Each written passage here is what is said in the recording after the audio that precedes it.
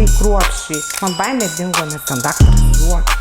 Jis neleido įsigas. Tai va, būtent šitą kliniką tikrai rekomenduoju. Sveiki, noriu papasakoti savo gražių dantų dabar istoriją. Noriu papasakoti savo istoriją su dantim. Ieškojau daug klinikų visur, Lietuvoje, visur ieškojau.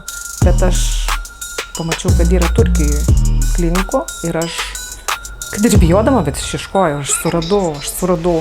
Aš netekau labai daug dantų ir susisiekiau su daug klinikų Turkijoje, Stambule. Ir man patiko labai Azizos pokalbis tarp mūsų. Ir aš pasiryžau ir aš atvažiavau tvarkytis. 2 vizitus man paskyrė.